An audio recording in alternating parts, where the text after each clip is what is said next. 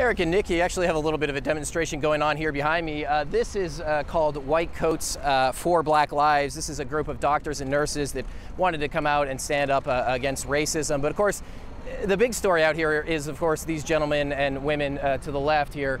This is the California National Guard out here on the streets of Sacramento.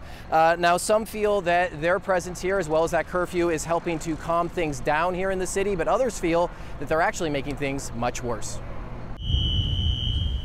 So I'm relieved that last night was better, but I know we still have a long way to go. Sacramento Mayor Steinberg is standing by his and the City Council's decision to impose an 8 p.m. to 5 a.m. curfew within city limits Monday night and bring in the National Guard.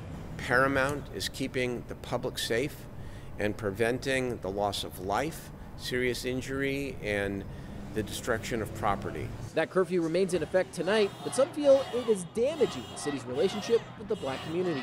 Who are you directing this curfew? Who are you directing this National Guard to? Who are you protecting? Barry Axios is a community activist and founder of Voice of the Youth.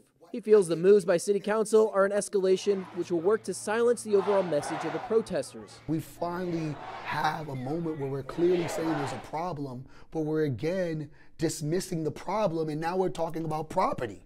It didn't speak to the pain.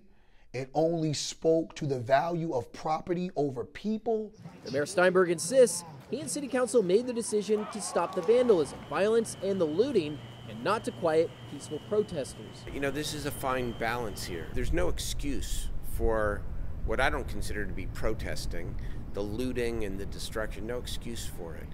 But it's also true that we have to listen to what's being said out there.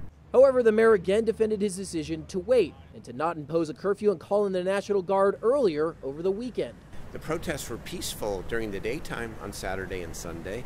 Saturday night, it got obviously violent. On Sunday, we took specific steps to address Saturday night, and that was to enhance our mutual aid agreements with other neighboring law enforcement jurisdictions, and that was an appropriate escalation. Now, Sacramento police tell us that they made 50 arrests last night. One was for actually an active warrant, another one was just for vandalism, but the other 48 arrests, those were for those who were violating the citywide curfew. Again, that curfew is going to be in effect tonight, starting at 8 p.m. until 5 a.m. tomorrow. But again, a lot of demonstrators out here right now. These guys, doctors and nurses, standing up against racism. The curfew, of course, they still have a couple more hours, but we'll see who's still out here at 8 o'clock. And again, there could be more arrests tonight. Reporting live in Sacramento tonight, Doug Johnson, Fox 40 News. Eric and Nikki, yeah, we're having a little bit of a demonstration here right now. This group is called White Coats for Black Lives. They're obviously doing a little bit of a demonstration and showing solidarity with the protests over George Floyd. But of course, the big story is right over here to your left. These guys, these are the California National Guard. Some people feel that this presence of California National Guard plus the curfew is making things better and calmer for the city. Others feel it's making things worse. Now, Sacramento police tell us they made 50 arrests last night. One was for actually an active warrant. They say another one was just for vandalism, but the other 48 arrests were for those who were violating the citywide curfew. Again, that curfew is back in effect tonight from 8 o'clock tonight until 5 a.m. tomorrow morning, and it remains to be seen if there will be any arrests tonight. Reporting live from the state capitol, Doug Johnson, Fox 40 News.